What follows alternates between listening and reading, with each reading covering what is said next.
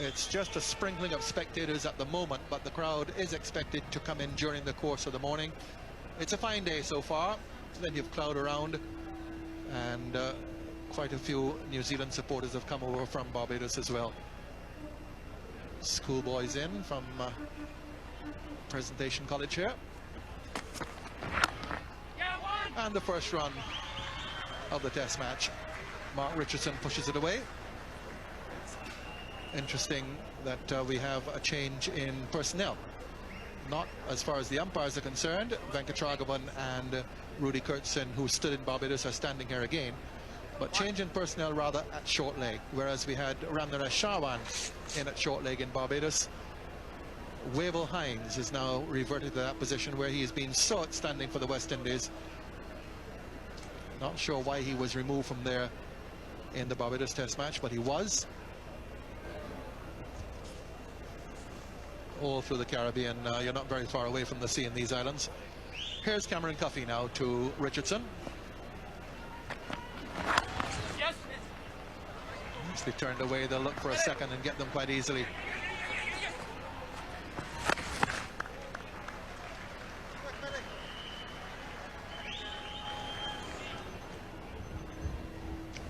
Don't have a good view of the ground from up there. A bit far away. Here's Collins now to Vincent. It's very well bowled. Late on the shot and the ball trickling back near the stumps. Well, the swing assisting him coming from the left of screen, Pedro Collins. As I said, he's just got 6 wickets. He'll be confident. Look at this, shaping it back into the right-handed Vincent. And just again, a wee bit tentative about knowing which way the ball's going to go. Normally, Collins can get the ball to go away from right-handers. Quite unusual. In the air, and it's gone all the way. Took him on, didn't quite get hold of the hook shot as he wanted. Would have been anxious when he saw the ball go in the air off the top edge. There was a man down there. Collins testing Vincent with the first bouncer of the innings, and Vincent going after it. And in the end, you'd have to say getting away with it, but it's 6. Totally agree. They're not large grounds here in the West Indies, but it's very difficult to bowl and hit a left armour because of the angle going across to the slips. Vincent just gets far enough across. That's why you want your shorter balls to be a much more effort ball. And I think from a left armour, he'd be quite interested in the way Vincent played that. That's beautifully bowled. Just doing too much as far as umpire Venkatragavan is concerned. But beating the batsman all ends up. Yes, again, just that late, slightly tentative decision to play, seeing it going quite late, and that's what Collins has created some difficulty for the New Zealanders. And that's beaten the defensive stroke through into the pad, just going down leg side, very full.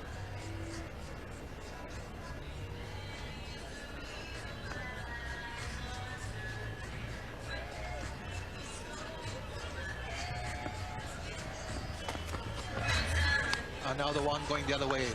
Over. Superb over from Collins, 11 without loss. No third man. Outfield is fast enough. The ball will carry all the way and gets there now for a boundary. So Richardson gets 4, steering it down to third man.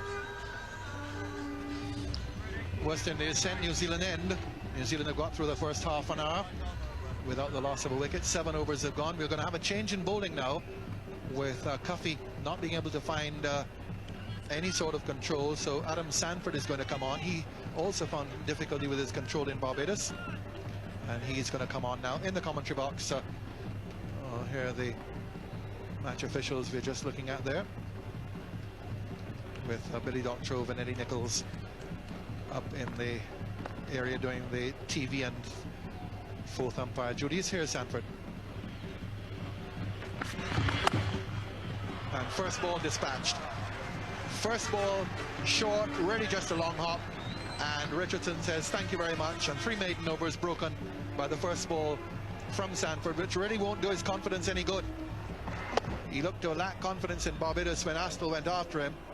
And here he drops the first ball in short, and Richardson puts it away. So 20 without loss as we change commentators now. 2 big fast bowlers who used to drop it in short, but never used to be hooked away that often. or that confidently Ian Bishop and Wayne Daniel. Thank you very much, Tony. Maybe it applies more to Wayne than it does to myself. But not the start that Adam Sanford would have dreamed about giving his captain. This is ordinary stuff straight up from Adam Sanford. I don't think that Hooper is pleased. He's just asking someone, Cameron Coffey, to have a word with Adam Sanford. And it will be from Coffey. You should try to pitch it up just a little bit. Good morning, Wayne Daniel. Good morning, Ian. Looks like Adam Sanford hasn't learned anything from Barbados. That's too short.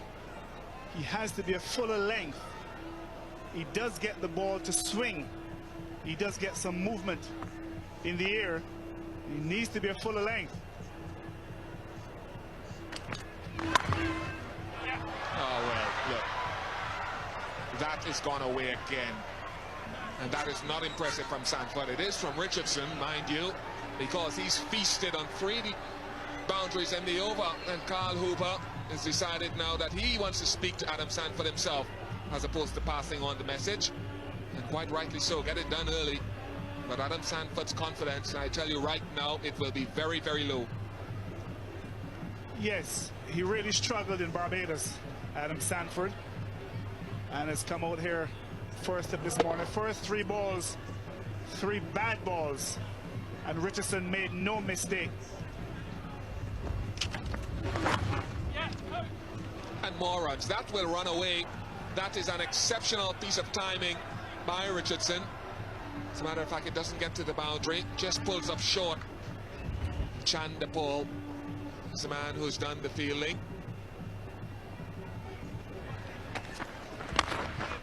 Good shot. Didn't hit it too hard, just pushed it.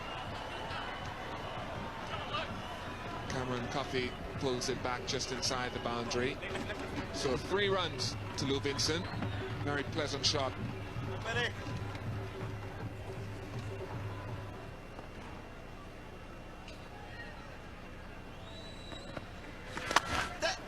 As that is smashed away from Richardson.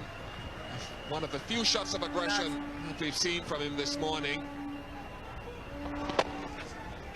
Well, picked out a spot. More flighted delivery from Nagamutu. And Richardson just got his right foot to the pitch of it. Now that's brilliantly played. Really just leading onto the front foot and playing that away for 4 runs. And it brings up the half century for New Zealand. And they've gotten off to a very good start in this test match. Aesthetically pleasing stroke here. A ball that wasn't really full. Vincent just stood a little bit tall and has played through the line here. Coming back into him. Didn't really get the full amount of the bat on it, perhaps towards the bottom of the bat. In the air, the top edge down towards the fine leg boundary. And it's going over the ropes now, 4 runs to end the over. 60 without loss. Oh, he's bowled it. Played it on. Cameron Coffey gets a breakthrough. He got that delivery to come back in, as he's been able to do pretty much right throughout this spell. And just coming in off the inside edge. The first wicket going down. I think this is surprised Vincent for pace really and for bounce. He just didn't get in line, get his stroke ready early enough. It's just really a little bit lazy in the defensive shot, and it's taken an inside edge and come back onto the off stump.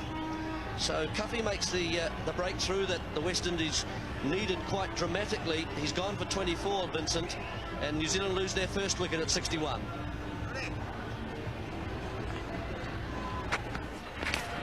Well bowled. Umpire Venkat reckons no. West Indies seem very, very confident indeed. A very good delivery. Well, there was a noise. There definitely was a noise. And the West Indians heard it as well. It was a top delivery from Coffey. Got the angle right.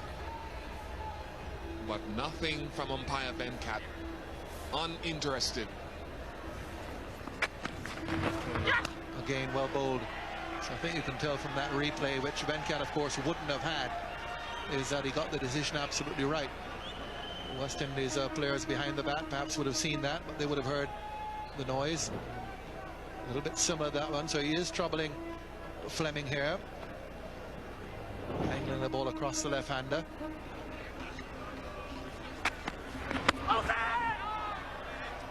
Yeah, good spell. And cut away well. Chase here for Sawan, but the ball will beat him. The outfield is fast. Right over the top of it and put away for a boundary. That's his 6th. It's a very good shot. Got close enough to the delivery and used the pace of it. Didn't hit it too hard. He's played well. Got 41 in the first innings in the Barbados Test match. He's been in the first boundary for some time. Well, it's been a good, solid morning. Richardson has played well once again, getting to 41, the same score he got in the first innings of the first Test match in Barbados. Lou Vincent, the man to go, bowled by Cameron Copper for 24, and Stephen Fleming, as he has done so much throughout this series, batting well. He's only on 6, 77 for 1, New Zealand. Nagamoto, the leg spinner. That's short and pulled away. It's not a quick outfield, but it doesn't have to be for that sort of delivery. First boundary after lunch. Pedro Collins coming back for his 2nd spell. It's a caught. So it works for Pedro Collins and the captain Carl Hooper. Bowled very well in the first spell this morning. Didn't pick up a wicket, but he's done so now with just his first ball in this 2nd spell. Yes, Stephen Fleming, the captain, losing concentration here just after lunch. Wide delivery. It was up there for the drive. He saw it. And he went for it. Didn't get his right leg anywhere near the pitch of it. Should really have been leaving that just after lunch. He goes for 6. New Zealand 81 for 2. Wavell Hines under the helmet close in at Silimidov.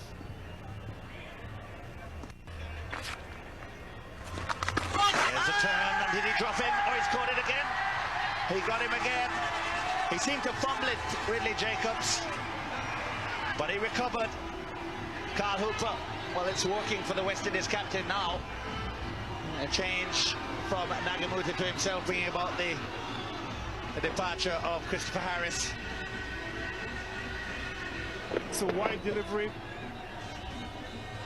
but this is the identical way Harris got out in Barbados, pushing at a ball. Jacobs recovering, taking very good catch in the end. 82 for 3.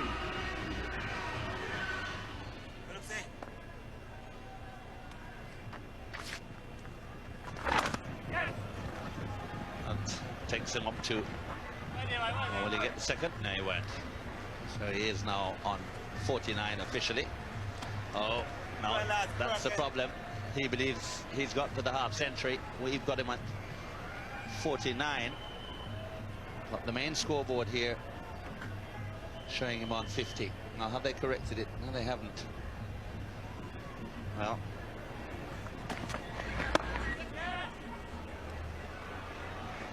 it's just in there for a little while, and that is Mark Richardson's 50.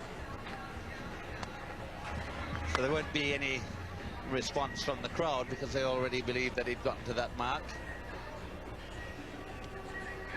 So 51, his 11th half century. He'd like to convert that to his 3rd Test century, I'm sure.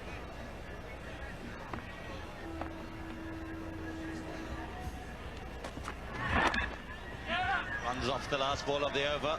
Get at least a couple here. The outfield is not that quick. Did it reasonably well to get it to 2/3 of the way down to the boundary. 90 for 3.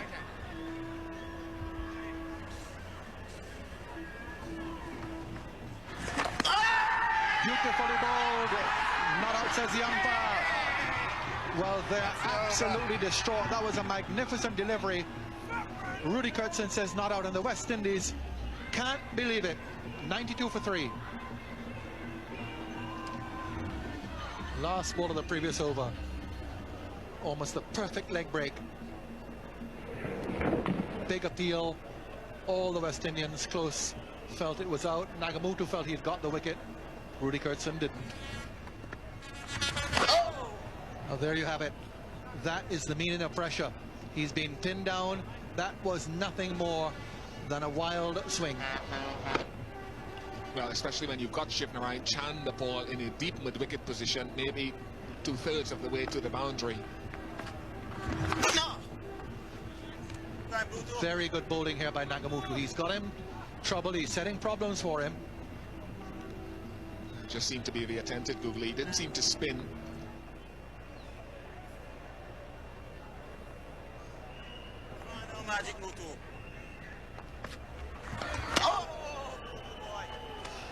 Well, that's a wrong one, and that's getting closer and tended to bowl these a bit wider. But look, that brings Lara into play, and also the keeper. Well, held back, is it in the air? Just through. In the air, though. Yes, that's what I was talking about. Driving at that ball through the line, and it going in the air for quite a while, but between the field, between cover and extra cover and mid-off.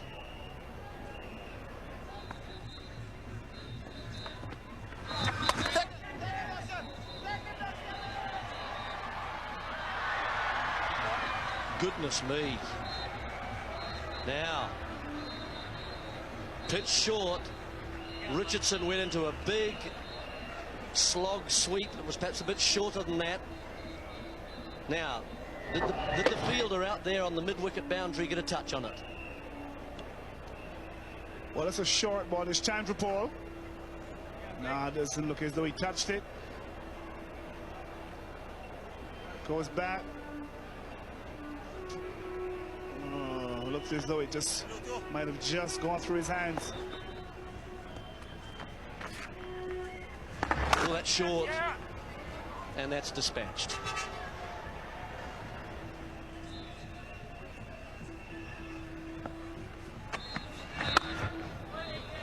So, nice shot from Astle. Just a firm push, really. Brings him another couple of runs.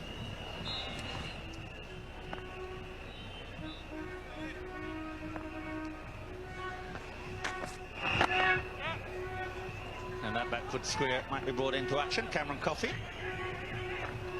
Suppose he fancied a runabout down on the boundary after his last 7 overs.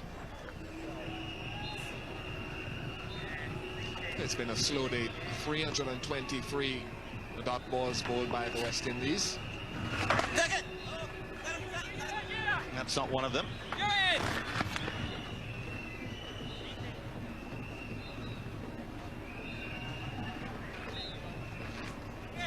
So New Zealand not able to score of 323.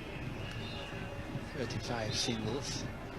Just 11 boundaries in the play so far.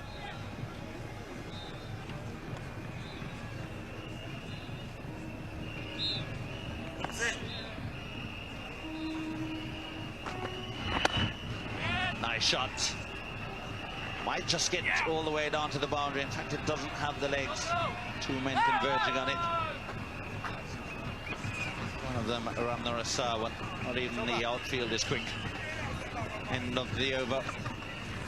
And it's T. Umpire Venkat is removing the bails. So a good comeback for Adam Sanford. Mark Richardson still there. Stubborn 74. And a rather subdued Nathan Astle.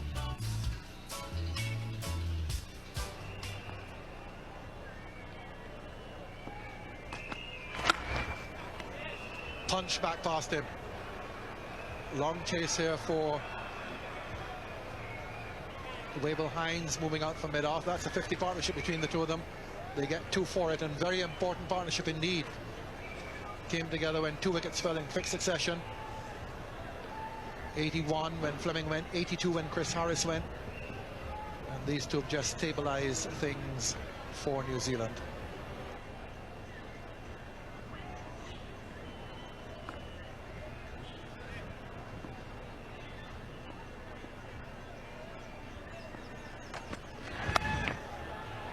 Hooked away. Just a single. There's a man out there who's Cuffy.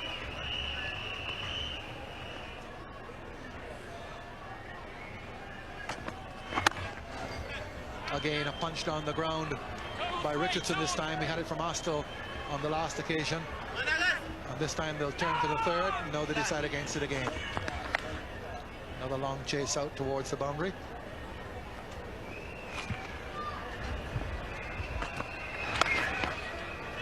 Pulled it down towards the backward square. That's 4. Hit it well. There are 2 men out there, both on the boundary. One just backward of square, one fine leg, and it bisected them. New Zealand now already putting in a good recovery here. 82 for 3 when Harris was out. Good foundation for a good score. Over the top, right over the top, and gone for 6. Just cleared the boundary. Magnificent straight hit by Astle. Tiger Woods drive this. Was a very good strike of the ball, Nathan Astle. And that one was flighted by Nagamutu. I don't think you should be too worried about that. He wants to draw him out. It's too full. Didn't have enough time to turn that one. Gone again. That's sailing over. Yep. Gone again. Not quite as straight this time, but same result. Couple of 6s in the same over. Astle has now changed gears. Yes, it's a good shot. He just got the left foot down. Struck it through the line. So the most productive over we've had for the match so far. 2 6s in that last over from Astle off Nagamutu. And Astle now beginning to play some shots. Couple more runs for him here. And real worries are mounting for the West Indies at 159 for 3. Tossed off to him, and that's straight into the ankle. Wavell Hines, a painful blow. Now he's got the shin guards on. I reckon that's gone straight onto the ankle bone. Ouch.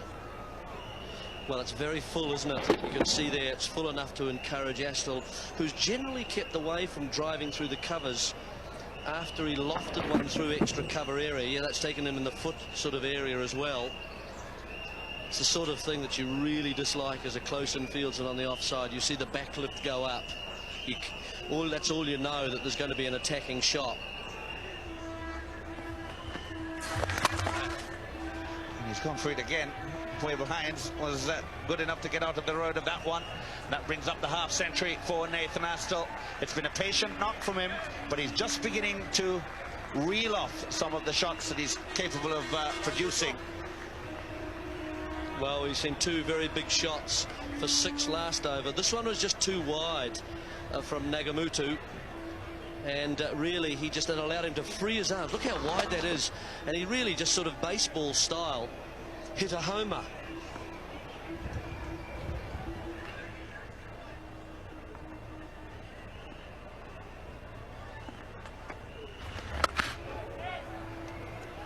Oh, that's piercing the field. It's on the way to the boundary, and it will make it. Well, Sawan was too full on the first ball of this over and was driven. This one he drags down a bit, and Astle off the front foot holds his position, and then using the bat almost like an axe, chops away at it off the front foot and gets it just in front of that umpire and runs away despite the sparing efforts by the fielder. Another boundary. So he's 4 boundaries now and 2 6s. in 59.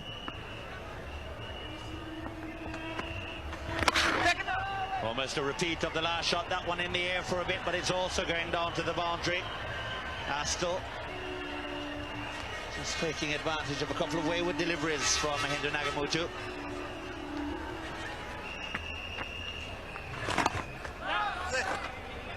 Another That's single. the 100 partnership. Really good work between Mark Richardson and Nathan Astle.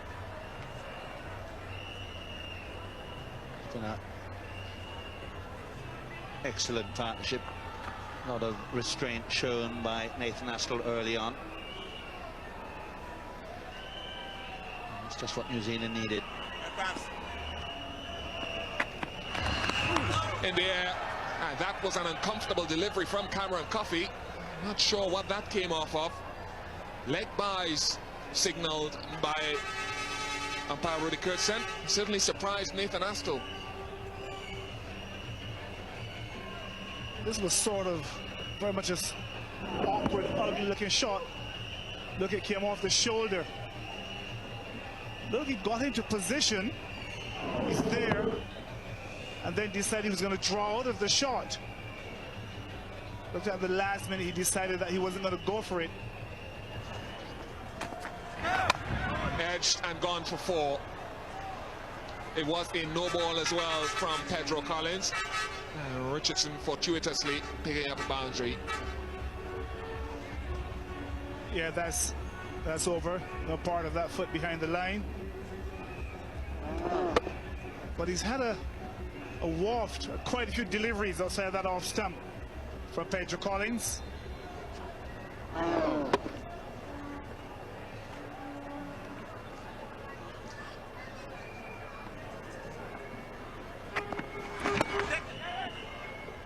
Nice shot. Long chase here for Sanford. The ball will win the race. Just fine shot by Richardson, carries him closer to his 100. He moves to 95. 204 for 3.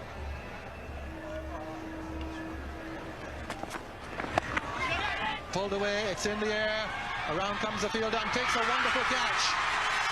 Chris Gayle, what a wonderful catch. Collins picks up the wicket, but he'll have to credit Gayle for that. And Mark Richardson walks off the ground desolate in disappointment and having missed out again on 100. Well, he's had 2 other 90s, Mark Richardson. Let's see where the bat comes from. Yes, it's low to high, so it was always going to go in the air. You can't keep control of that, and a wonderful catch, really, running to his right. Chris Gayle tumbling, athletic. Collins excited. The breakthrough has been made at last, but Mark Richardson leaves for 95 after a very solid, stolid innings. It's 205 for 4. And taken by Lara. Didn't.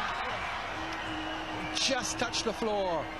And Lara looked as if he was going to take the rebound. Have a look at it. Well, just pushing too far, Astle. Just the angle. Look, it carries through to Ridley Jacobs. Can't hold it as his hand hits the ground. And Lara, despairing dive on the rebound, just bounces. There's the first one there. That's okay. Still in the air. The catch is alive. Touches it and down it goes.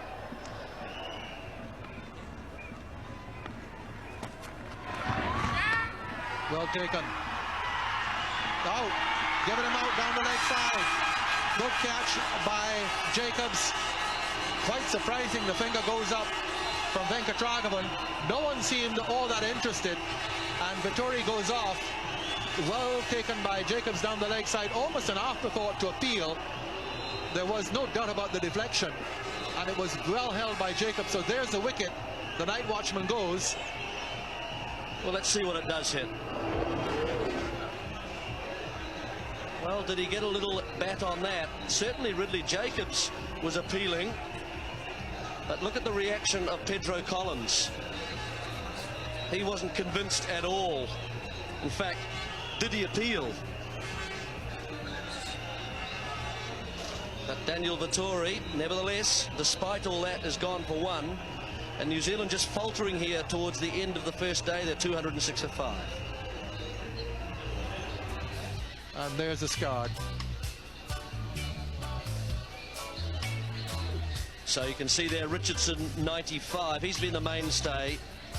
Vincent supported him for a while. Fleming and Harris were brushed aside. Nathan Astle 69. He's still at the crease. Vittoria the night watchman and McMillan just out for just one delivery. So 208 for 5 New Zealand from 93 overs.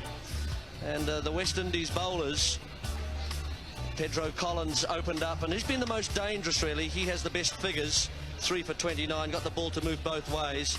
Cameron Cuffey supported him, started bowling into the breeze and struggled, but then when he came down breeze after Pedro Collins bowled a good spell.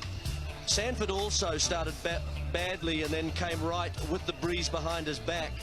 And in the meantime, the spinners, Nagamutu and Hooper, had to do the bulk of the bowling into an easterly breeze today. Just the one wicket for those two spinners. You might say Hooper again under-bowled himself slightly, and Chris Gale just a few overs before the second new ball.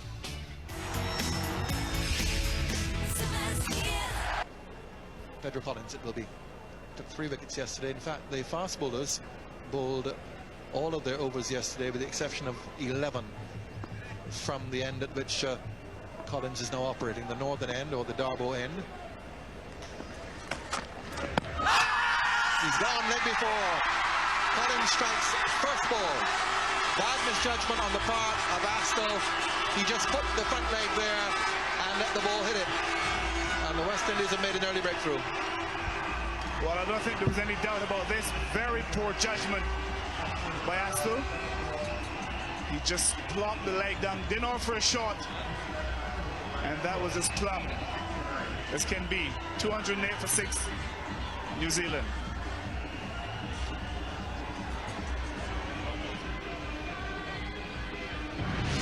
New batsman is Scotty Styris. Wasn't advertised.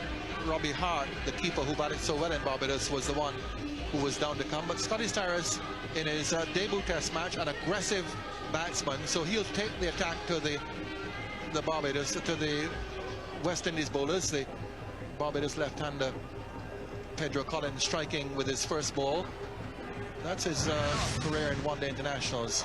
The West Indies will know what a dangerous player he is. Got 85 against them in one of the one-day internationals in St. Lucia. Run a ball, good striker. Here's how Collins, with his first delivery, removed Astle. Well, West Indies couldn't have asked for a better start this morning. And he just put that leg down, didn't play a shot. And that's out.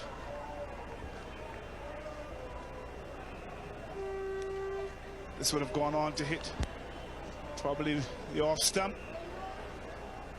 So it's important to take wickets and take them quickly. Collins with 4 wickets to his name. Has really bowled well. Continued from Barbados.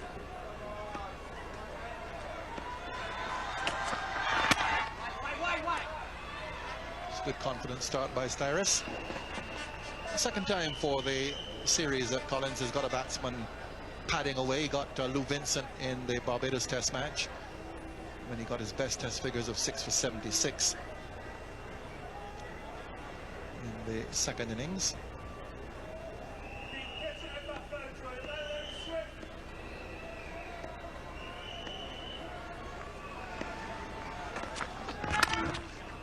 That's a nice shot to get off the mark. That's a fine way to start a test innings in your first test. Good, confident push through mid-off. Bat and pad close together, straight back. Yes, he looks a good player, Scott Styris. Very high left elbow. Got the hand up high. Just stroked it. Edge. And the chase here. But the ball holding up on the outfield won't get there. Nagamutu, the fielder. Come back for 3. So an outside edge. Again, maybe just a little bit of encouragement for Hooper to put in a gully now. Well struck down the ground He is a strong, powerful hit of the ball, Scotty Styris, and that is a superb straight drive. He has looked very good since he's come in. Yes, Tony. He's looked in very good touch. He's just timed that. Worked it from about off stump. Yes, he picked out his spot there. That's a very good shot. Didn't try to hit it too hard. Banged away. Fine stroke. Chase here for Hines. And you put it back. Perhaps didn't quite hit it. Nagamuto, the fielder, perhaps didn't quite hit it as hard as it seemed from the time it struck the bat, but he still gets 3 runs for it. That's in the air. Attempted slower delivery from Pedro Collins. Going to bring a boundary. Pedro Collins there, probably just trying to bowl a slower delivery. Styris says, well, what else do you expect me to do? Well, it defeated him, though. Look, he was just through his stroke far too early. Perhaps that's being a wee bit churlish, and maybe he was deliberately hitting through the line there. But you don't really suspect the batsman early on in his innings, especially in his debut, to be looking to hit the ball in the air. So you'd have to say, I think, sort of points really even on that delivery. While it went to the boundary, there was also an opportunity for a dismissal. Nagamuto now to continue to Styris. Down the leg side, helped on its way. That should be another boundary. So Scott Styris is batting quite well at the moment. And showing the full range of his strokes as well. Well, there we are. That should be worth 5. There's a sort of a question mark in the boundary there. Eddie should really just go and just push that or direct somebody. Ah, there we are. Get the lads to fix that up.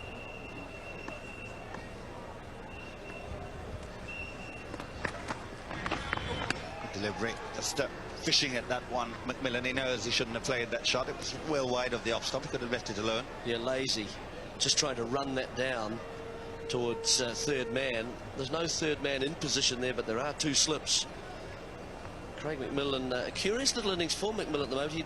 He's an impish sort of player. He likes to improvise if he can. The umpires call lunch. So a good session again for New Zealand. Not a lot of runs. They lost the wicket of Nathan Askell. But 40 runs off the session. That's the lowest amount for New Zealand per session so far in this test match. By about 13 runs, in fact. But just looking to consolidate, looking to reorganize. And 2 batsmen who are fairly comfortable at the wicket at the moment in Scott Styris and Craig McMillan.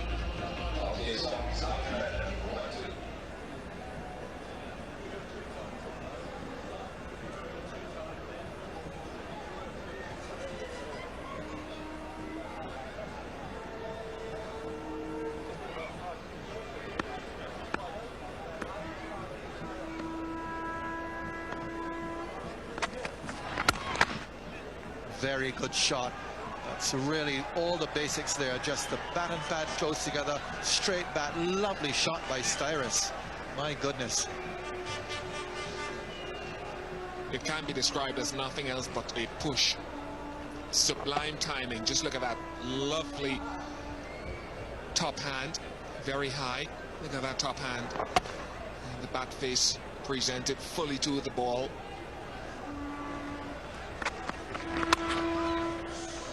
Lovely off drive again. Didn't quite hit it as well as he hit the one straight down the ground a while ago. Come for 2, we'll look for a 3rd and come back quite comfortably for it. Styris really in top form here. He looks so good off the front foot. West Indies may just have to change their tactics to him. Taken. Brilliantly caught by Lara. Whee! That was flying. First cut shot, took the top edge, and Nara somehow managed to react as quickly as he did, and the West Indies have the wicket. Now McMillan shakes the head. was short, but not short enough. And in the end, it was a very good catch because he didn't get two hands to it. He reacted slightly late, Brian Lara. He just got the fingertips of the right hand to it. And New Zealand lose another wicket.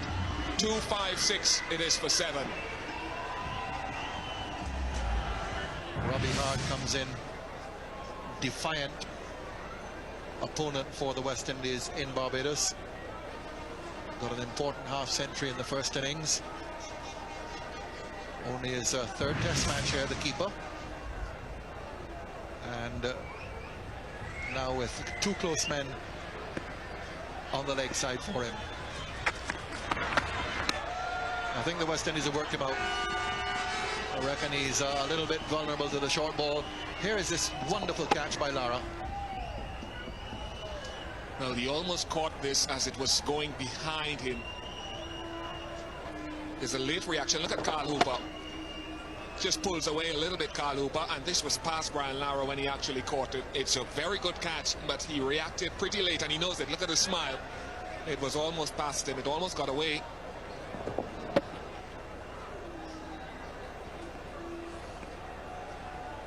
Very, very sharp. Have a look at the dismissal of Craig McMillan in real time, how quick it was. That is pretty quick, I can assure you. And he's been in good catching form all the way through this series, Brian Lara. Took 4 catches in Barbados, 2 so far in this test match.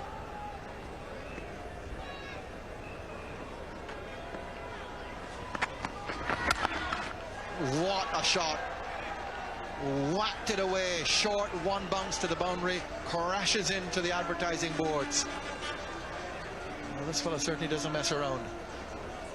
Well, he's shown now that he can pull.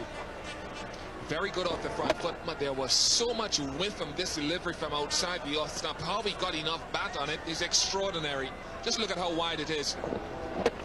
And he helped it, and helped it well. Very good shot from Scott Styris.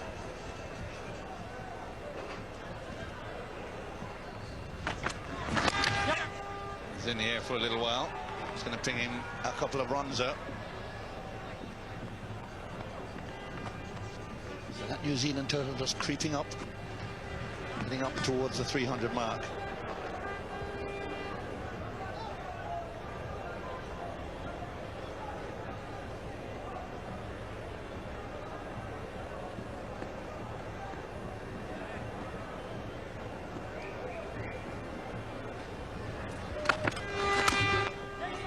Driving there down the onside,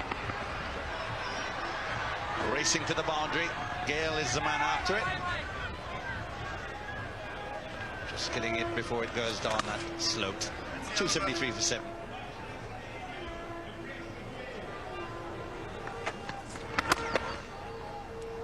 Again, he's been driving straight right throughout his innings. 2 fielders converge. More runs for Styris. It's becoming a very good innings for New Zealand. Very good to watch.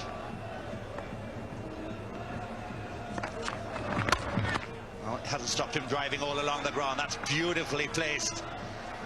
Just might not reach the boundary. In fact, it doesn't. But it was well worth 4. And it takes Styris in his first test match very close to that half-century. Nicely stroked away. That's a half-century. And a very good knock for Scott Styris. He was a thorn in the West Indies side in the one-day series. And he's returned in his first ever test. And to continue to frustrate the West Indies bowlers. A very good knock. Very solid knock from this young batsman.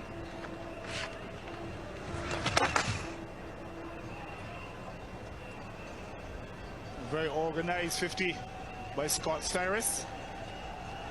Looked very much in command from the moment he came in. Too much width there from Fedra Collins. Styris has a heavy bat. And a sliding stop from Ramnarasawan, one of the few West Indies players to do the slide and stop. And Umpire Venkat not sure if there was contact with the rope and the ball at the same time. No, there wasn't. It's a good effort from Ram Narasawa. Very good effort, in fact.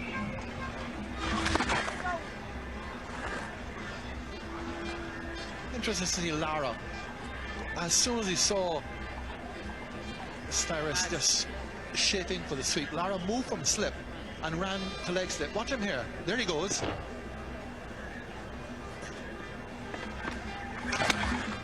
In the air, and it's going to go all the way. As we've seen before, this is a big hitter. Had there been a long on back, Gale back there, it might well have been a catch to him. But Styris knows that he wasn't there and took the chance. Plenty of elevation on it. Raises the 300 with the 6 hit and moves on now to 64. Here's that 6 hit by Styris. Down he comes. There is no long on. And may not have hit it quite as well as he liked. He got a lot of elevation on it. And it just cleared the boundary. If there was a long on, and seeing that it would have been the tall Gale, would have been a catch to him. Immaterial. Deliberate shot.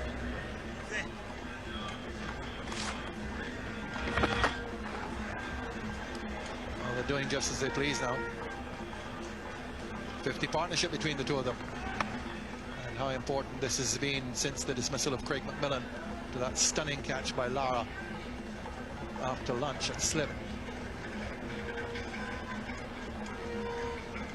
And look at Hart's contribution, only 17.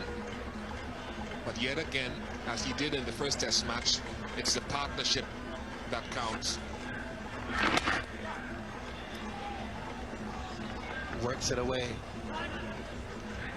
for the single. 307 for 7 now.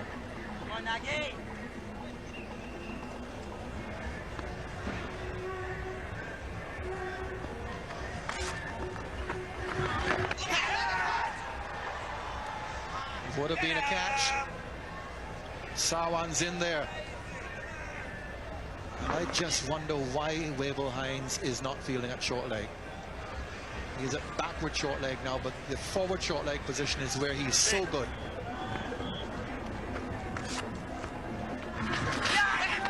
And take on.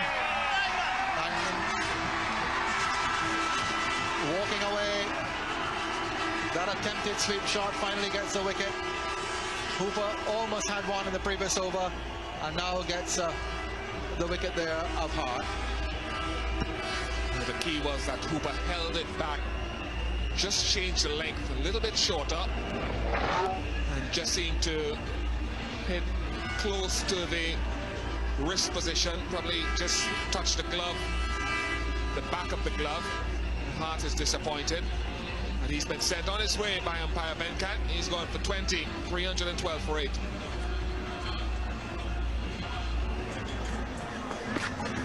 Oh, he's dragged this one down. And go fetch. Yes, that's too short.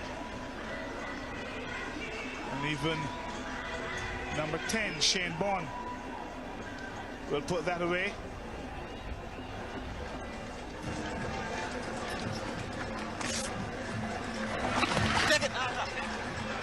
Bond with a little sweep. You get runs here because the man's had to go a lot squarer.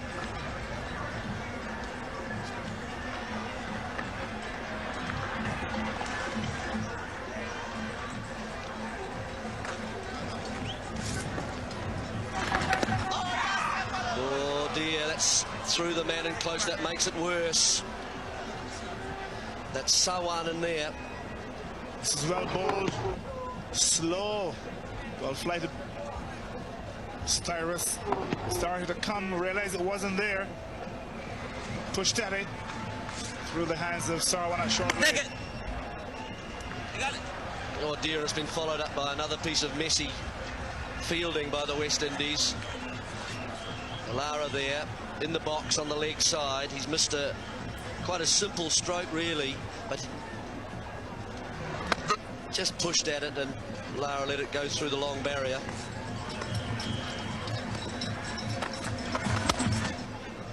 Oh, that's a nice stroke again.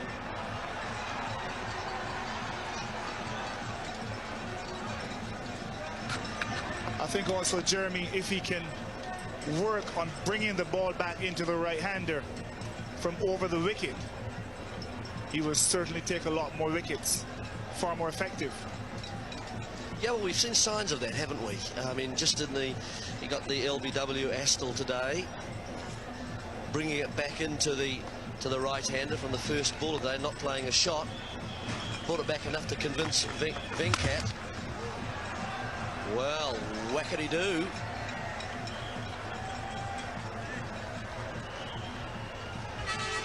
Yes, I thought earlier that Pedro Collins was just showing signs of wear.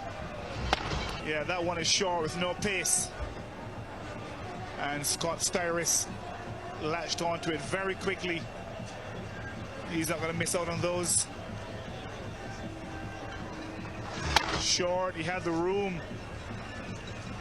to hike it around wide of mid-on. That sort of bounce, loud appeal, shake of the head from umpire Rudy Kurtz and not out. Gotta say, it didn't seem all that convincing from Cameron Coffey. There was extra bounce there for the big man. Let's have a listen. Well, there did seem to be another noise here. We've had about 3 occasions in this test match, and those eyes, well, they're quite suspicious, aren't they? I think they've given everything away there. A little bit of a top edge, I would assume, from here. And the eyes gave it away from me. I think there was an edge. Goes for the pull shot. He might through, yes, he's gotten it through to the boundary for 4. There was a man out, Ramnar Asawan. Seemed to have that far to go away to his right. But again, Styris, quite powerful. Another useful boundary. And he hit it well.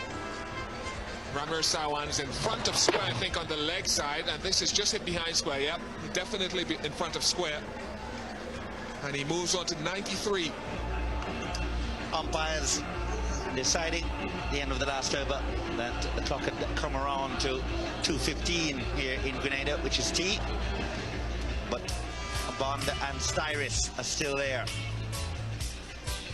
350 for 8. Easily the best score of the series so far. Styris and Bond frustrating the bowlers.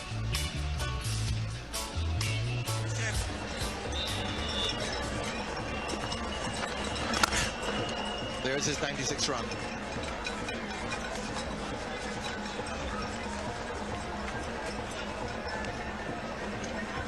Lou Vincent just with the video camera on Scotty Styris here.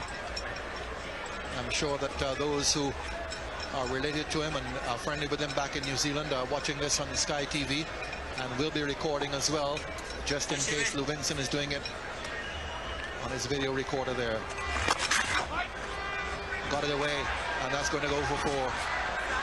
So wide ball outside the off stump, and the New Zealand total continues to rise as Shivnarayan Chandapol has an exploratory over after the interval. 355 for 8.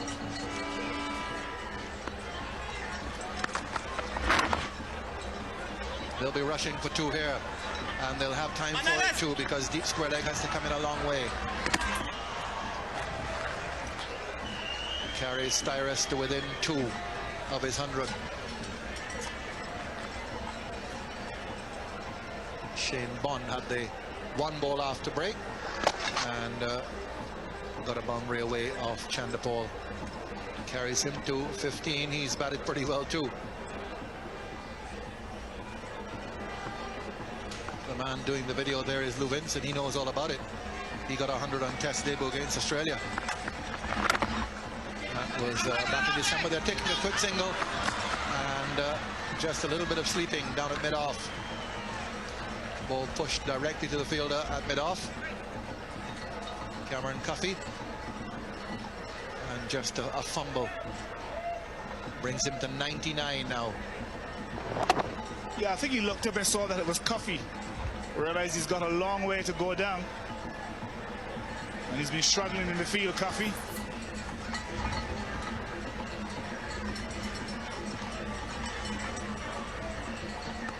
Scott Styris now just 1 for his 100. join the lead band. There it is. Styris 100, 7th New Zealander to get 100 on test debut. They're all on their feet. There's a smile of a man who's achieved a piece of history here at the National Stadium in St. George's, Grenada. Joy around the ground, not only in the middle.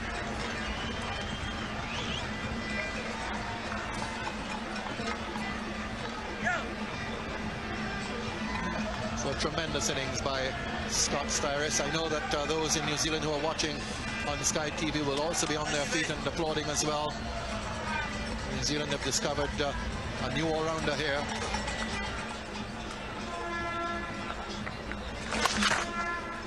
Cracked away down towards mid-wicket, a long chase around for the pacey Sanford. Come back for a second. Saban continuing to gather runs here. Here's how Scott Styris got his 100. Just turning a low full toss. Joins those other New Zealanders who have got hundreds on test debut. And he's gone leg before. Shivnarine Chanderpaul gets the wicket. Smile on his face, he doesn't get many of them. But the change by Brian Lara to bring Chanderpaul on, with Bond sweeping across the line, and umpire Kurtzon ruling leg before wicket. So New Zealand lose their 9th wicket for 361, and as they do so, Carl Hooper comes back from the pavilion to join his team. Shane Bond, who has given very solid support to Scott Styris, trying to hit that one over mid-wicket, playing across the line, and he goes for 17, 361 for 9, New Zealand.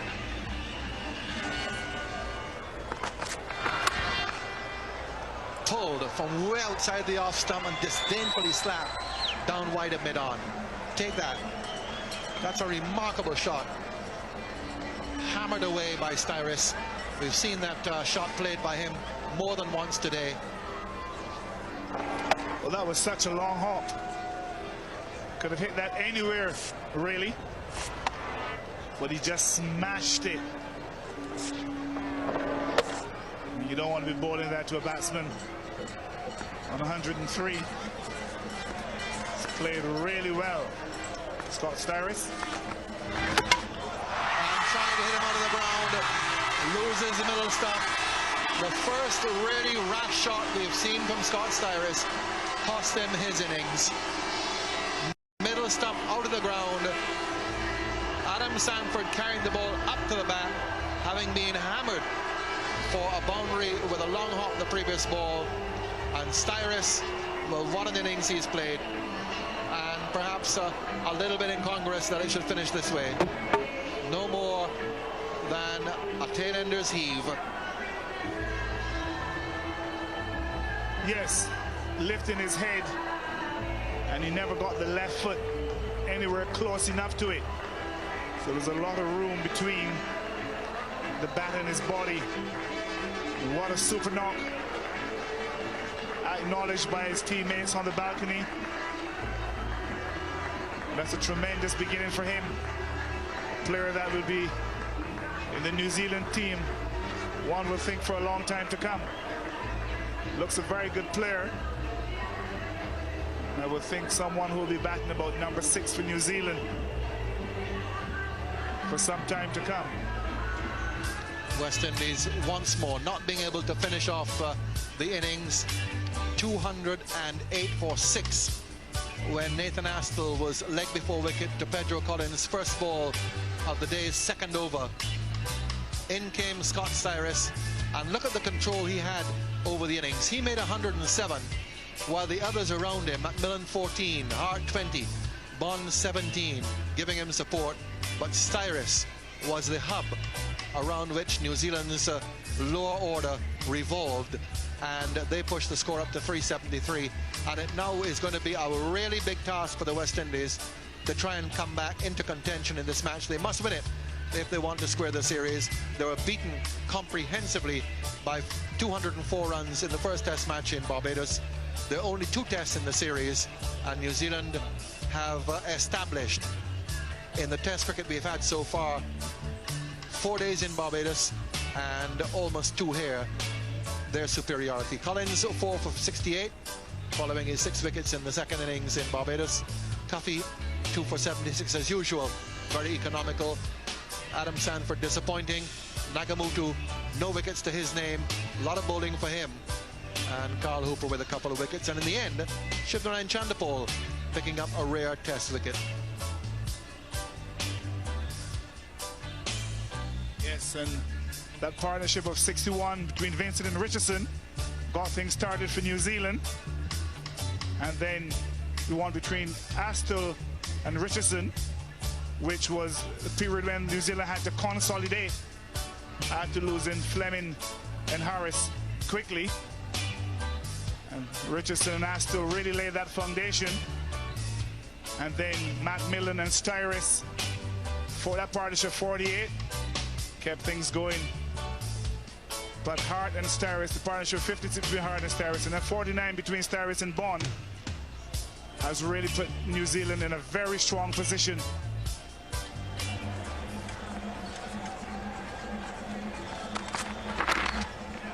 That one just on the line of leg stump. First runs for the West Indies and for Chris Gale.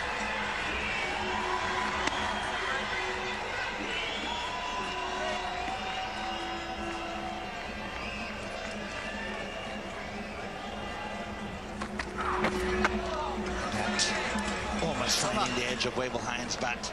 90 miles an hour. End of the over, 1 without loss.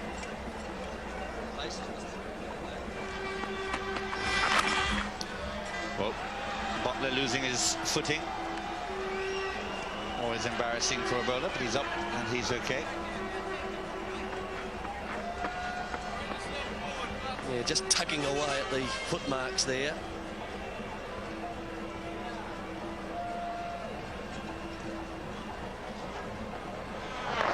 There he goes, tumbling over.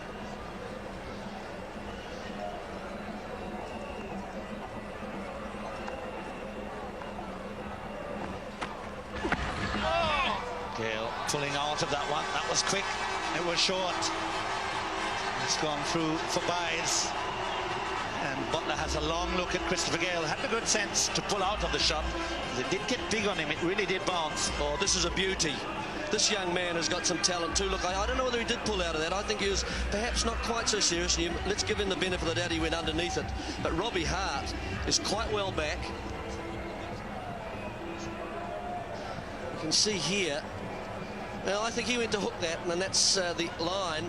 Well, perhaps Robbie Hart might have done a little bit better with that. Short, not pulled away. Was in the air for quite some time. Not so sure he got full hold of it. In fact, he did. Picks up 6 runs. Exchanges a few words with Ian Butler. Game on here at the Queen's Park Stadium. It's 11 without loss.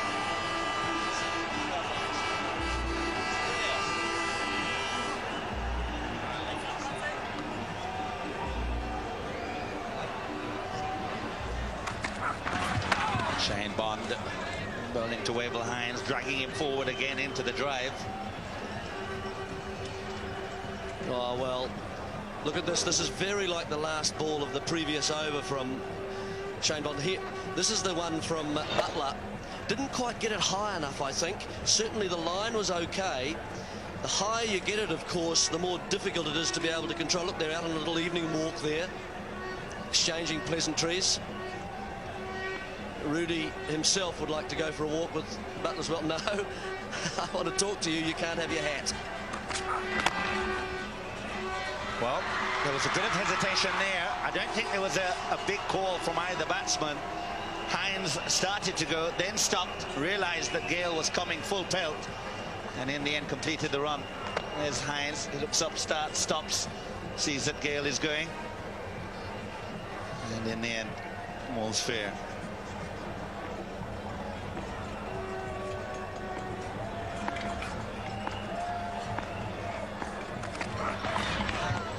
He's really got the line right. Shane Bond, West Indies 12 without loss.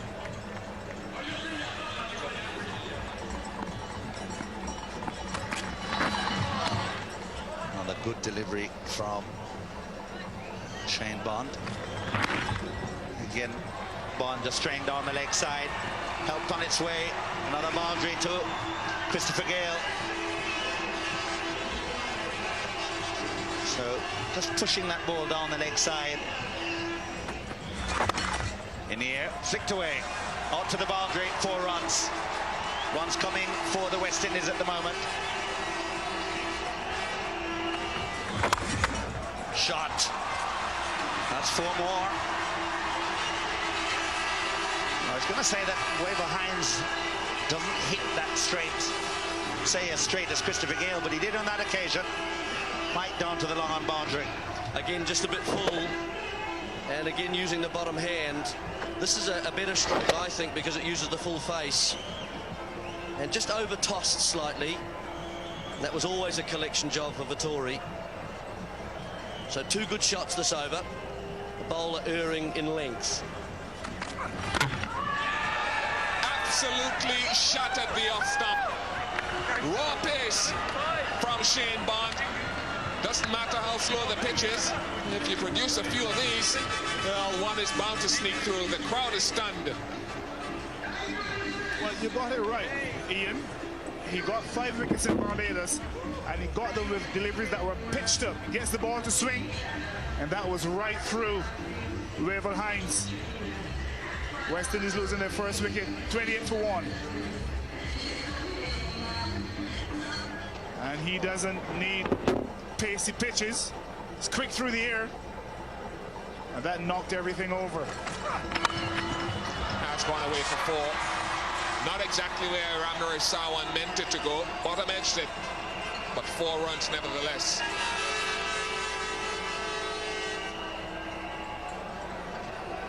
Well, this is a pretty loose shot by Sarwan. He's only just come in. Second ball he's faced. He needs to spend time at the crease. Really should have been leaving that, but he got away with it. Lovely shot from Ramnur Sawan. Got everything into the proper position. Just leant into it and stroked it away quite beautifully.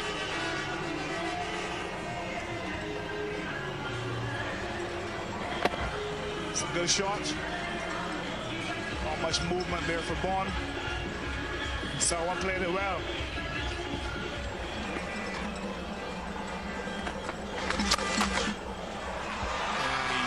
Absolutely smashed that away. Quite an imperious shot to end the over for Ramnur Sawan. 43-1.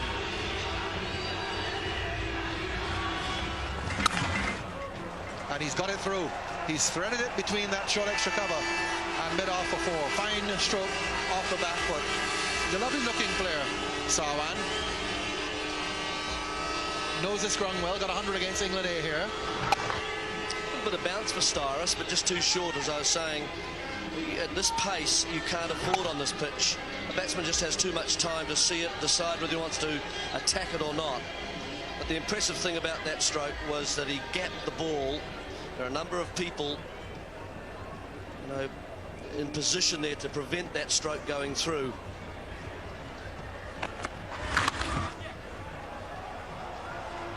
Now, will they try for a second? No. Long leg is very quickly around that Shane Bond. Look at that return. Right on top of the stumps. Another area in which the New Zealanders are so good. And another reason why they've gone right up the ICC Test rankings.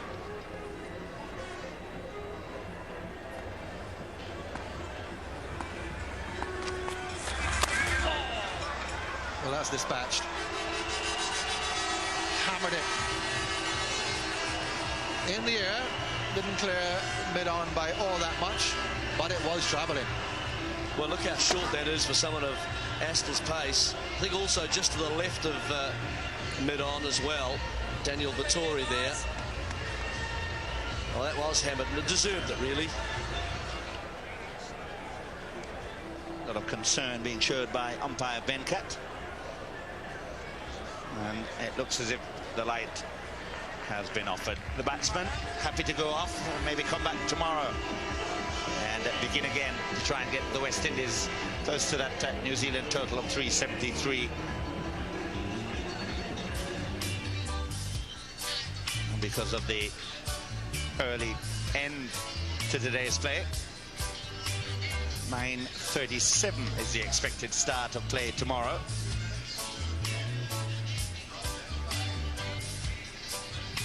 Christopher Gale and Ramnarasawan with an awful lot to do.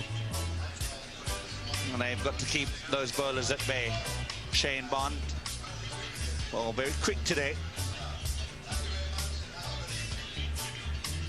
Not a great deal of turn for Styris, for Vettori, certainly not as much as he experienced in Barbados.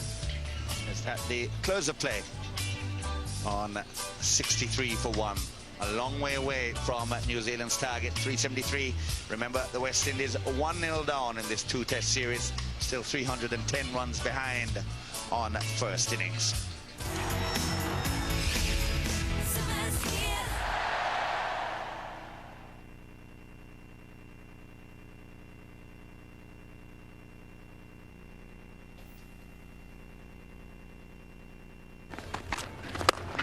Nicely driven by Christopher Gale. That's a beautiful shot this morning.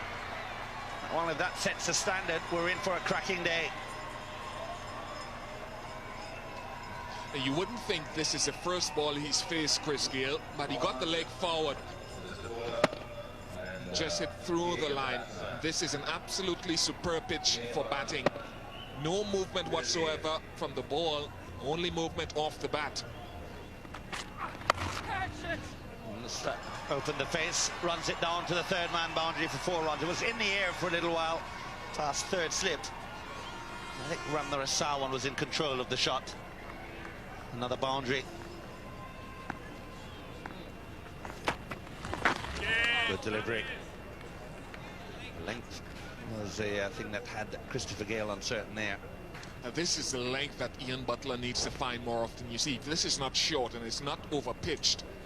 But this is the length that he has problems bowling consistently, but it is the one that will cause the batsman more trouble, especially Chris Gale, who doesn't always move his feet very well, is not inclined to get forward as often as he should have. Now, consistency has to be the key for him from New Zealand's point of view.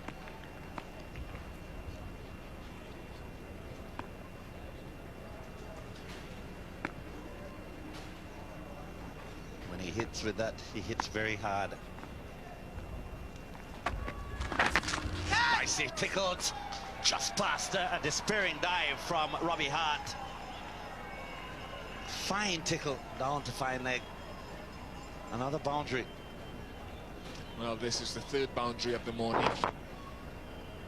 Well away from Robbie Hart. He wouldn't have gotten there if he knew it was coming. Nice delicate leg glance. That's a beauty of a delivery from Butler. Really had Sawan beaten.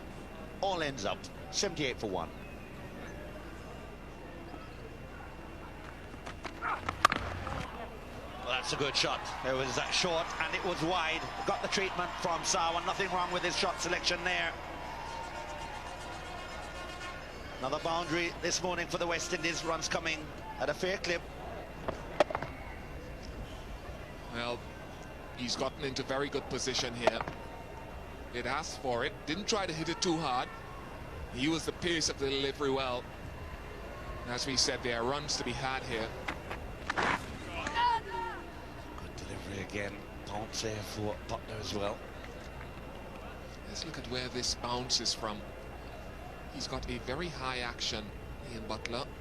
Good high bowling arm. Not special work by Robbie Hart behind the stumps.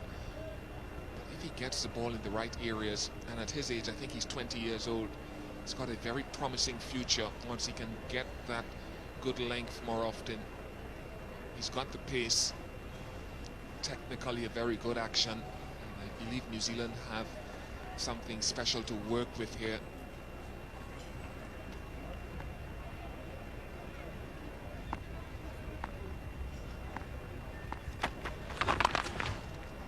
Nicely played off to him. Just a single.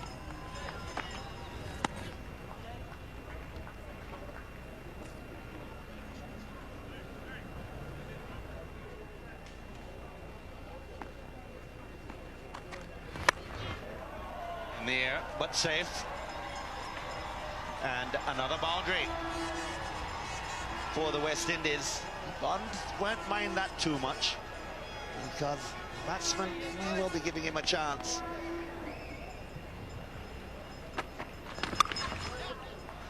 That's well shot. That's a magnificent square cut by Sarwan. Got right on top of it. That's the approved method of the square cut, and he hit it very hard indeed and gets a boundary to finish off the over at 99 for 1. It was short, but you'll notice exactly what Tony Ukosi just mentioned, coming down from high on top of the ball, hitting it on top of the bounce.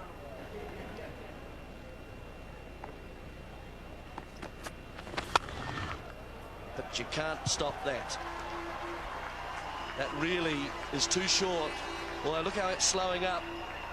Important on this sort of ground with this Bermuda grass. It just tugs at the ball, that you chase it all the way to the boundary. You can be embarrassed otherwise. But just dragging it down, and Gale in good position.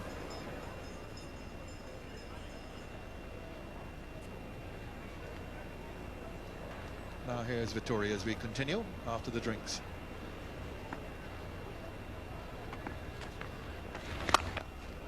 That's a fine on drive.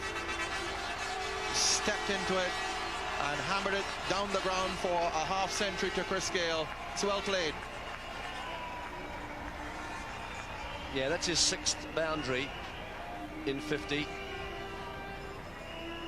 Notice how he closes the face here slightly, just to get it on the on side of the stumps, and in between the stumps and mid-on.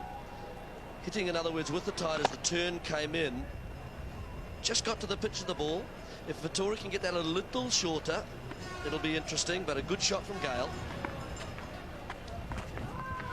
Oh, now that wasn't a bad delivery. That, yes, I'm not surprised. A wee bit of anguish there from Vettori. A wee bit quicker, perhaps, an arm ball. And it was through, in fact, the stroke, really. Just a last-minute adjustment from Chris Gale. You can see just a wee bit extra quicker there, miles per hour.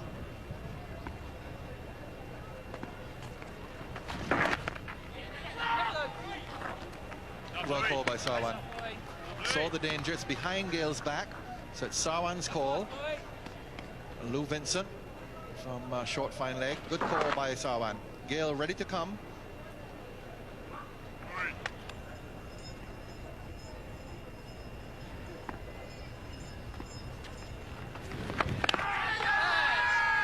That's beautifully bowled too. Flighted it nicely. Had him stretching. Ends the over at 108 for 1.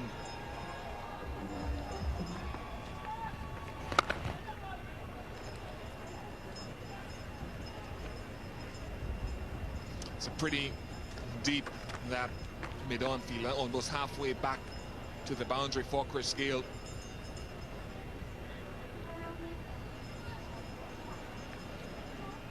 Shane Bond just moving a little closer.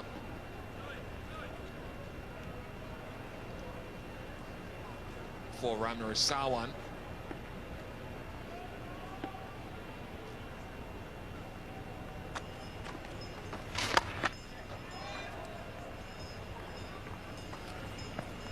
Let's just have a look at that fielder again as he drops back in that mid-on position.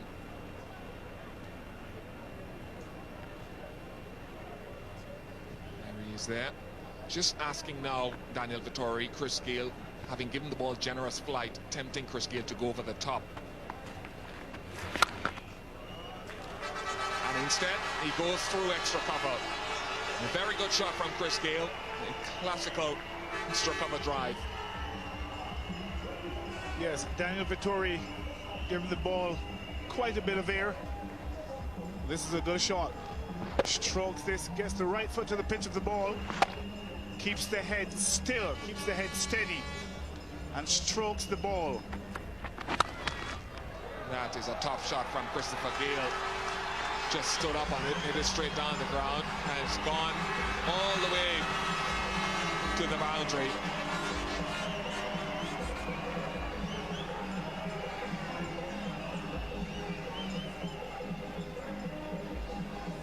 Yes, this is a super shot. just stood up straight, got his right elbow up nice and high, and just punched it down the ground. Valiant effort there by Daniel Vettori. In the air, and a bit of fortune going the way of Chris Gayle on that occasion. Played away from the body, well away.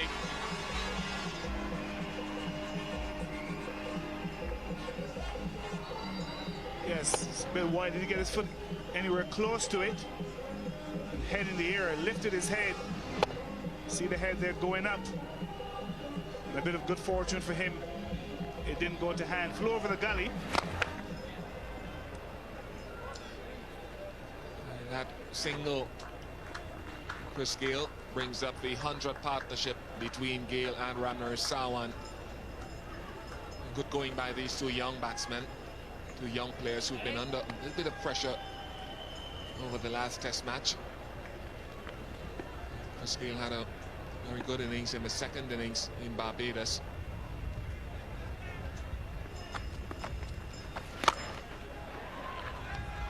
Good fielding, chance for Ramner. The question is asked and the players are celebrating. Ramner Sarwan is still down, and I think that is an indication that he might well be on his way. Chris Harris with spectacular work in the outfield. And if it is one man you don't take risks to, it is Harris. Ramner Sarwan still on the floor. I think he knows what the situation is. It's a very, very good piece of fielding. He's very sharp in the field, Chris Harris. Very long reach. Oh, and that's out. He's a long way out. That's a long way out. That's a brilliant piece of fielding. Sarwan obviously thought it had gone past Chris Harris, but he dived full stretch. Has long arms, Chris Harris, and Sarwan goes 39, 128 for 2 West Indies. Harris at full stretch. Very, very good fielder.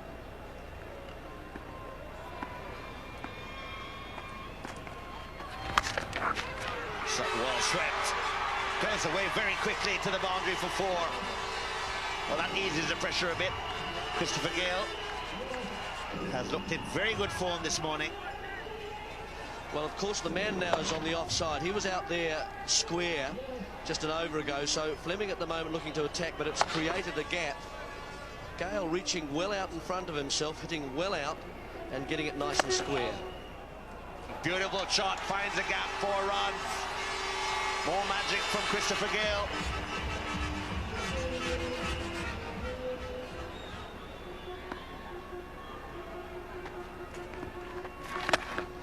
Too full again, lovely shot from Lara. That's his first boundary.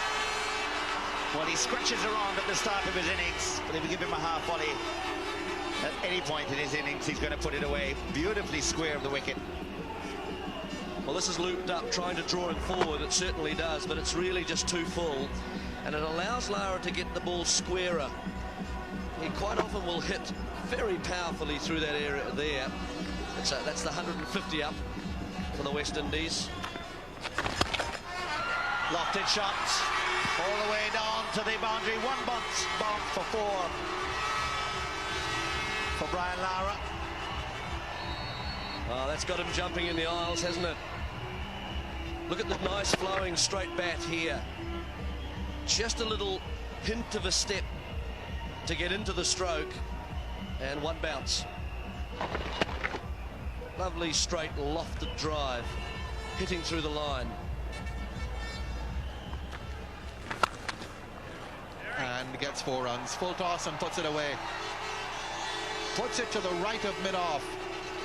And down to the boundary for another 4 for Chris Gayle. That's his 12th now. Moves to 86. And he's guided that. He's got to hold of it now. Catch Edmond, but it was a deliberate shot. And guided between that first slip and gully, as Ian Bishop called it.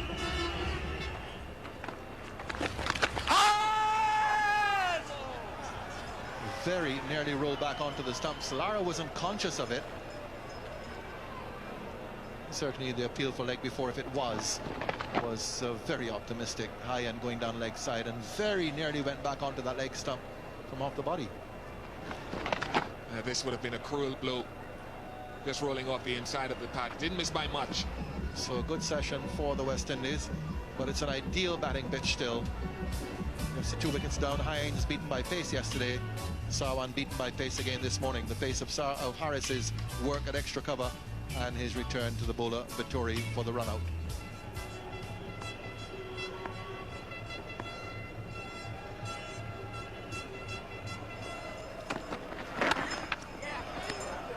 That's a nice shot, straight down the ground.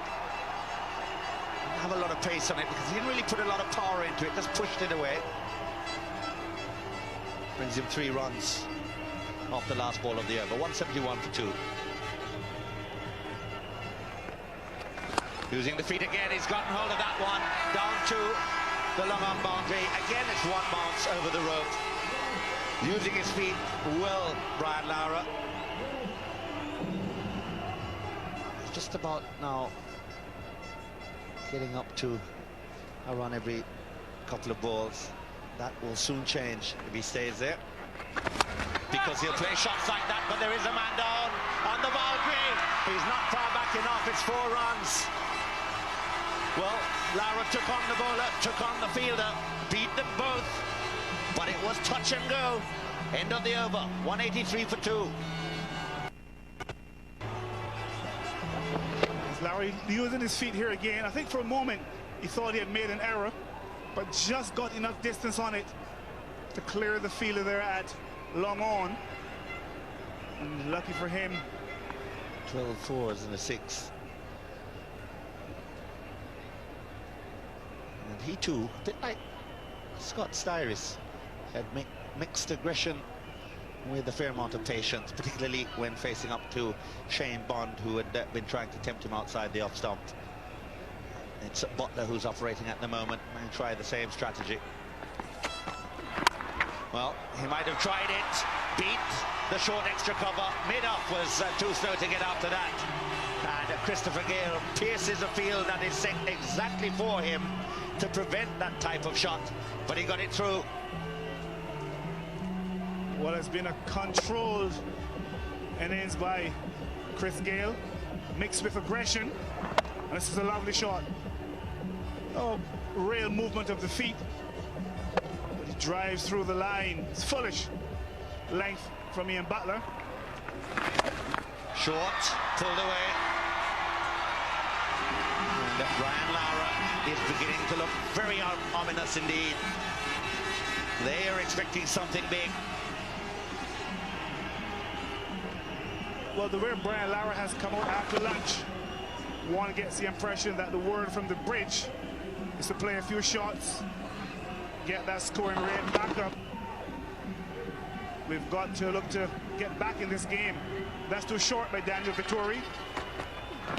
They're appealing for the catch. Gale stays. Umpire Venkat says not out. Well, the New Zealanders were all up. They are absolutely convinced that they got Christopher Gale out on 93. But umpire Venkat wasn't.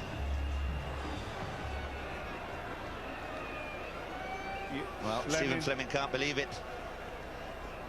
They would have heard the nick. Oh, and it's a big sound. Of course, exaggerated by our stump microphones, but it was a biggie. Chris Gale, very, very lucky to still be there. 198 for 2.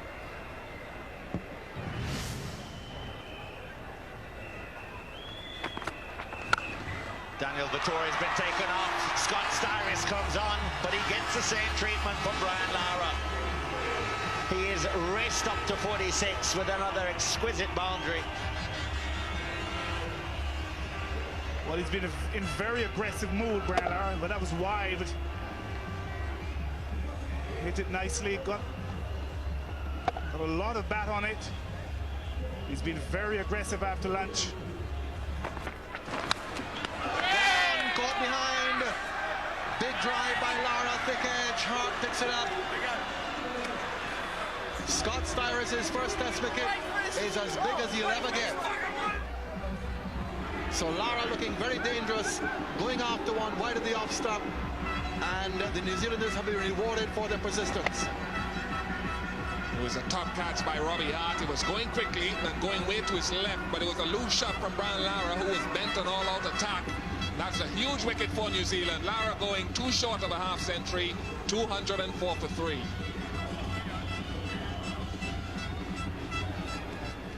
Got to get your scoring rate, as far as the West Indies are concerned, over 3 runs and over for the duration of today's play to try to get close to New Zealand's total. Lara and Gale were doing that. Gale has become a little stuck.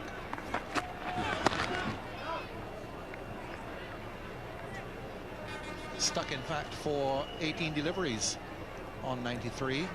Test here of his patience. Pressure on him. He's seen Lara out at the opposite end. Over half an hour on 93, and that 100 there beckons. Had an alarm. A big appeal for a catch at the wicket. Venkat reckoned it was not. Didn't give it, of course, as he shouldn't have. And they'll come through for a single. Nice half stop by the short extra cover fielder. Had it gone past him, it might well have gone all the way to the boundary. So that breaks the sequence of 19 deliveries for Gale scoreless. Looks like McMillan has just burst the webbing on his hand. He's just holding it in that fashion with that drive. He's now coming off the ground for immediate attention. And there he goes. Matt Horn comes on the field for him. So he's just burst the webbing, that drive from Gale, and making the save. So he'll go in and get some attention to that. And I wouldn't reckon he'd be fielding again in this innings.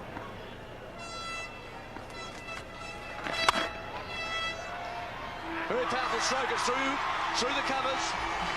That's his 100. Chris Gale's second test 100. Oh yes, he is delighted, and so are his teammates. Played well, just that 1 or 2 blemishes in the last hour or so, but a very solid knock by Chris Gale. Played with a lot of control, selected his shots well, and he needs to go on now. He's got into 100. He has to go on.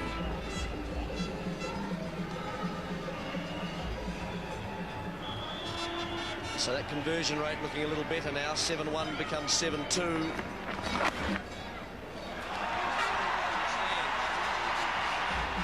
Just runs this one away, Carl Hooper.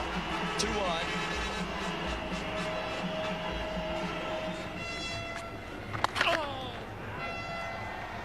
Well, he's whipped this one away. Astle onto the leg stump. And Hooper pounces.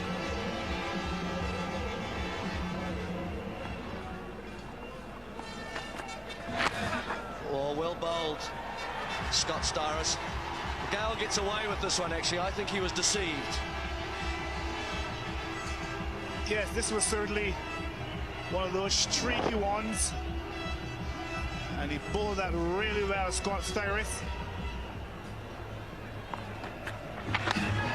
One going the other way. And he's got too much leg side in it. And Gale cashes in. New ball has been taken immediately by Stephen Fleming. He's had to dig out, and Yoganari hasn't. It's hit him on the boot, he's gone. The new ball works. Shane Bond strikes. The West Indies captain goes. Just what Stephen Fleming ordered, and it's been delivered. Well, it wasn't a delivery of express pace, just about 84 miles per hour, which is still reasonably quick.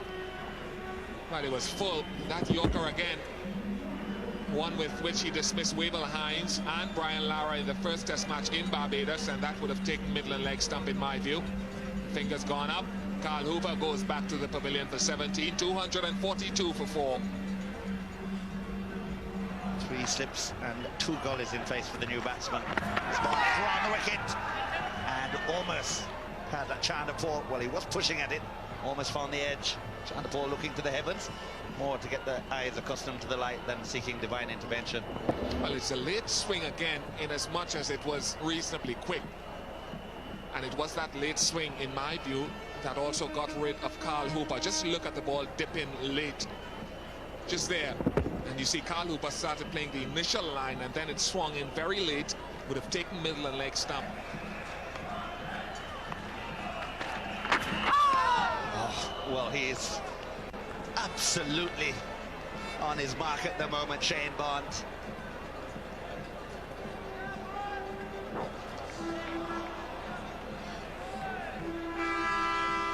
Well, this is a Jaffa.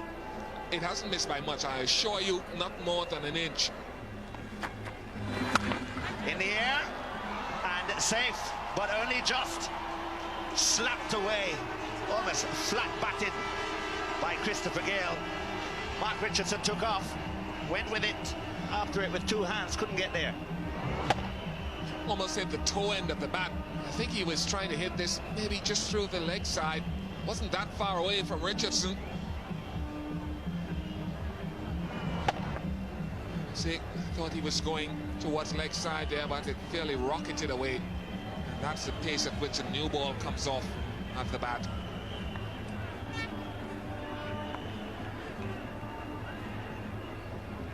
Well,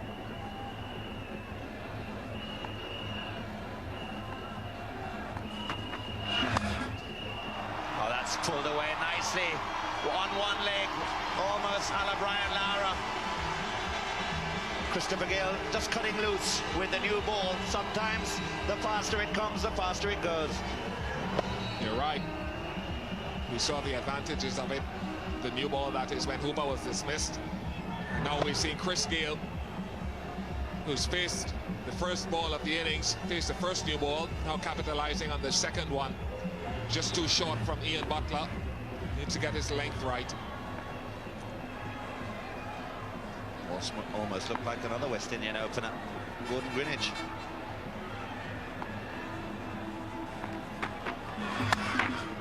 Oh, he's hit that ever so hard. Richardson doesn't have to dive at that one. That's 4 more. A crowd almost going into a frenzy. Powerful boundaries from Christopher Gale. Well, he's seeing it early. He just stands on this and crashes it down the ground through the line. 121. And you see something like this, you'll see it early because he's been at the crease for a long time. He's on fire. 19 fours.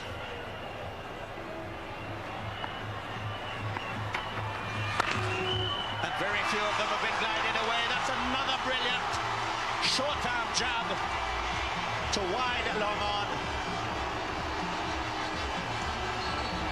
Well, Christopher Gale has exploded into action here.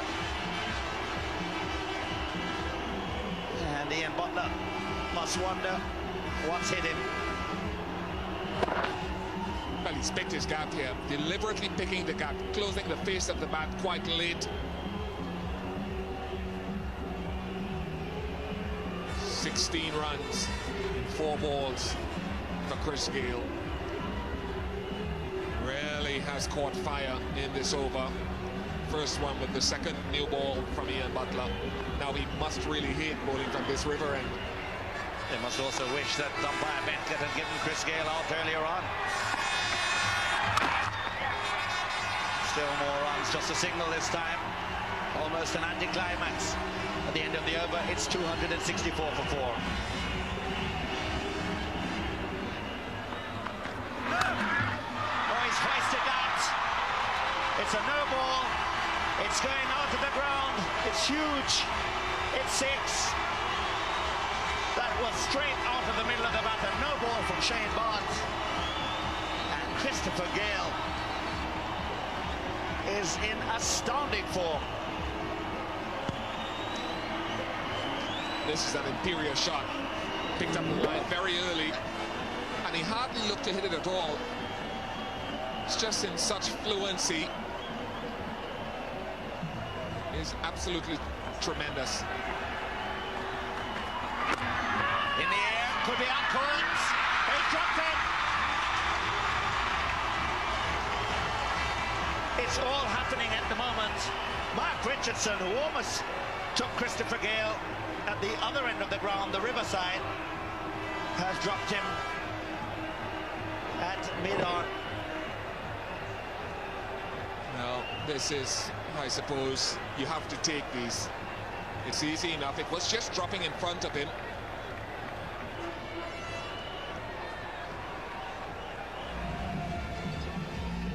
So that West Indies total pushed along at a fair old clip by Christopher Gale, who took full toll on the new ball, in fact being taken by Stephen Fleming a few overs just before tea. The sessions work for the West Indies. 2 wickets lost, 105 runs scored.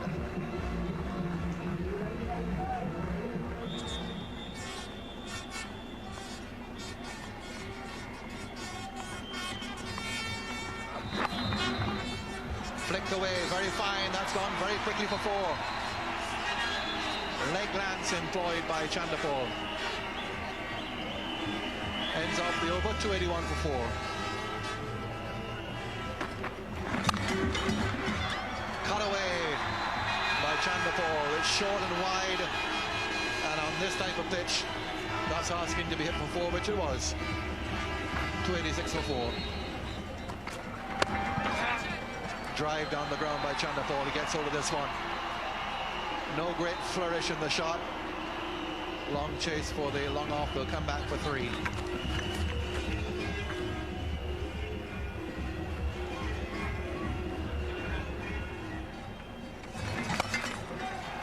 Pulled away by Chandapal. That's a long hop.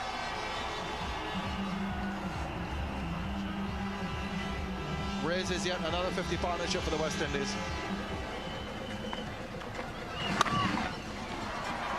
Going back and just standing up straight, hammering down the ground, and will go all the way.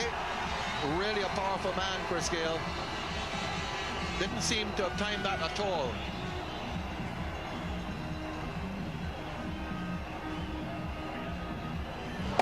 Didn't drag it from outside off stump. Perhaps was looking to get it a little bit square. My goodness. Whoa. Mid-off was no more than a couple of yards away from that, and he hardly moved before the ball had passed him. Well, the mid-off didn't even get down, Tony. Couldn't even get into a stride. It was struck so powerfully. The mid-on just about, mid-off just about to take off. And it was gone. Chandapal has gone after him, however. Locked him over mid-on, and that's gone for 4. Not a characteristic Chandapal shot, but effective.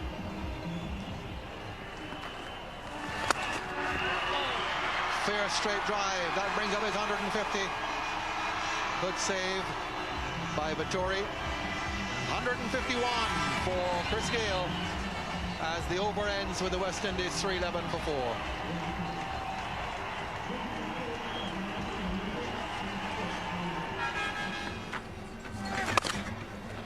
And that's hard, high, 1 bounce over the boundary, 4 runs.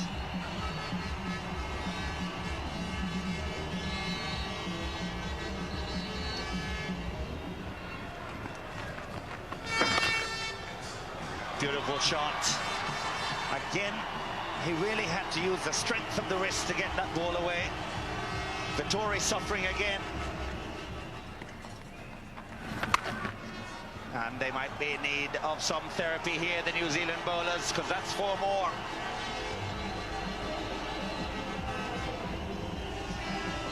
The deficit now just 41. Daniel Vettori's taken some stick.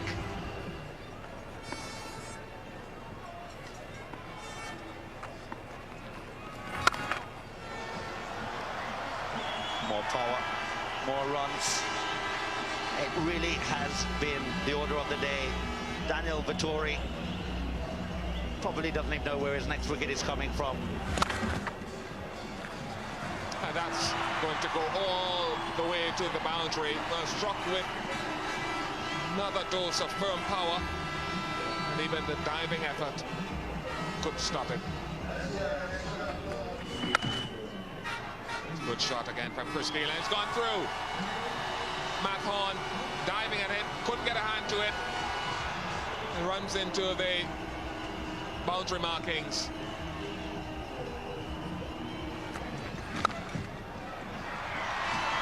And speaking of volcanic, that is an eruption once again from Chris Gayle. Almost running out of ways to describe this innings. Slower ball, one of the off-cutters that Scott Styris bowled so well. But Chris Gayle equal to the task. Oh, he struck that beautifully. He's got that through. Probably doesn't have the legs to make it all the way to the boundary, but certainly they'll pick up 3. Good piece of timing from Chandapol.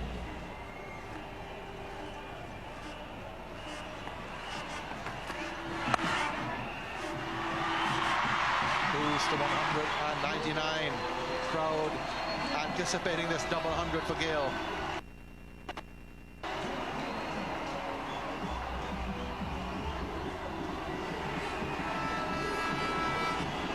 Really is a tremendous atmosphere around the ground, as it tends to be at all West Indian grounds when the West Indies are doing as well as this.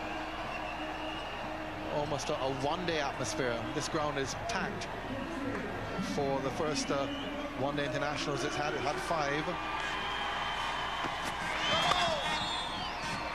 Driven back down the ground, a no ball, and timed sweetly enough that it will go all the way for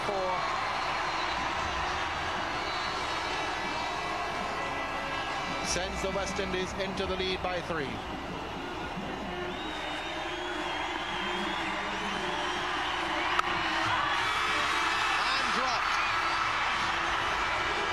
Very hard to the left of the diving fielder at cover. Matt Horn, the substitute, on for Craig McMillan. It was travelling. He had to fly through the air to get the left hand to it, but he did get the hand to it and put it down. New Zealand have had to wait a long time for chances. Diving effort from Matthew Horn to his left. Hit powerfully by Gayle. Only got the left hand to it, had it spilled from there. Still on 199.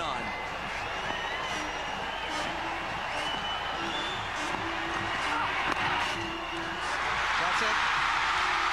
Crowd rises and cheers and waves and jumps and shouts. And Gayle will come back for the second.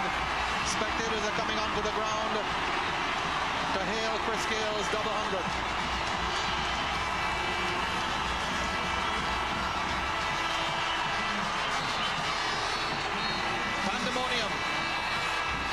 In Queen's Park.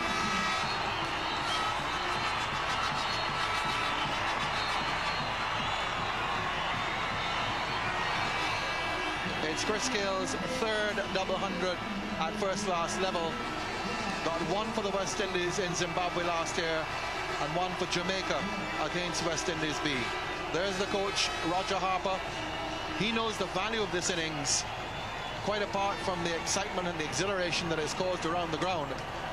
The importance of it is that it has given the West Indies just a hope, an optimism that perhaps they can push on to a big lead now, a big enough lead that they can put pressure on New Zealand in their second innings. The 10th score over 200 by West Indian opener. You see Gordon Greenidge there, selected now 4 and 1 against New Zealand.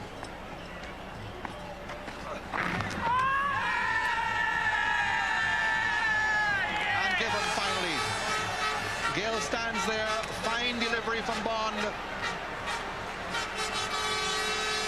belated decision by umpire Venkatragavan, and a magnificent innings of 204 by Chris Gale is ended. Comes off shaking his head. Fine delivery by Shane Bond. Umpire Venkatragavan just having a little time to consider, and then raising the finger in that characteristic fashion of his. 385 for 5. Here it is.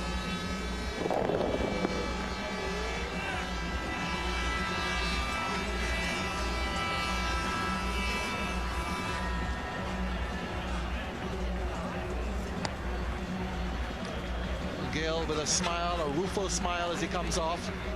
Look at those figures. 204, 29 fours, 2 sixes from 332 deliveries. Raises his bat as he comes off the ground. Crowd naturally as disappointed as he is, but his teammates all applaud his innings. It's been a tremendous performance.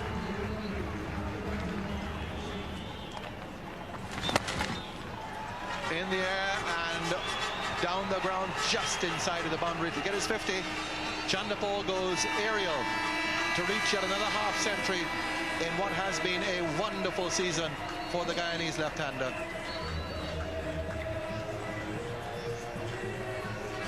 Yeah, getting close enough. That's his 6th boundary. Getting close enough to this one to loft it over mid-on. And able to get underneath it also. Hitting with the turn. Up and over. I suppose you would have said Lara, Hooper, Chanderpaul would have been the ones ready to have guided the West Indies into whatever lead they would get. But Gale popped up there in a tremendous innings, 204. This match is alive. New Zealand, having won the first Test match so comprehensively by 204 runs in 4 days, the West Indies now have the advantage. 394 for 5, plays 373. Yeah, it was a brutal innings by Chris Gale. Some idiot dropped him on 120, but he regrouped and he went on. And a fine innings. Now, the end result was a match drawn thanks to Scott Styris's 69 not out to back up his fine debut 107. So New Zealand drew, and with that drawn match, it meant that that was the first series victory, Test match series victory for a New Zealand side in the West Indies. And I can tell you that New Zealand side celebrated long and hard.